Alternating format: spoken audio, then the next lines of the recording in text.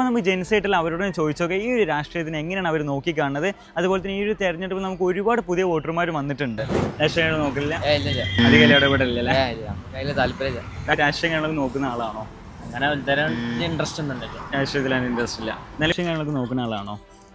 രാഷ്ട്രീയമൊന്നുമില്ല, എല്ലാവരും ഒരു പാർട്ടി കാര്യങ്ങളൊക്കെ. പ്രത്യേകിച്ച് രാഷ്ട്രീയക്കാരൊന്നുമില്ല, രാഷ്ട്രീയം നോക്കില്ല. എന്ത് സംഭവം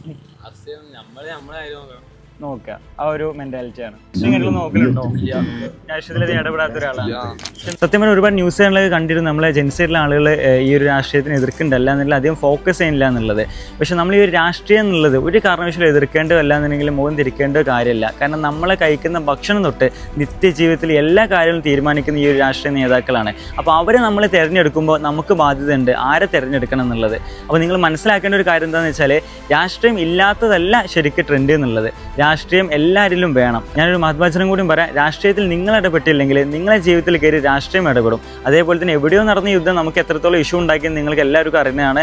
അപ്പോൾ പരമാവധി ആളുകൾ എന്ത് ചെയ്യുക, നിങ്ങളുടെ വോയിസ് നിങ്ങളുടെ വിരലിലാണുള്ളത്, അത് മാക്സിമം യൂസ് ചെയ്യാൻ നോക്കുക. പിന്നെ നമുക്ക് LDFന് ചെയ്യണം, അല്ലാതെ UDFന് ചെയ്യണം, BJP ചെയ്യണം എന്നൊരു നിർബന്ധമില്ല. ഒരിക്കലും കളറോ മുഖമോ പാർട്ടിയോ നോക്കാതെ നിങ്ങളെ നിലപാട് എന്താണോ, നാടിന് എന്താണോ നല്ലത് അത് നോക്കി ചെയ്യാൻ നോക്കുക.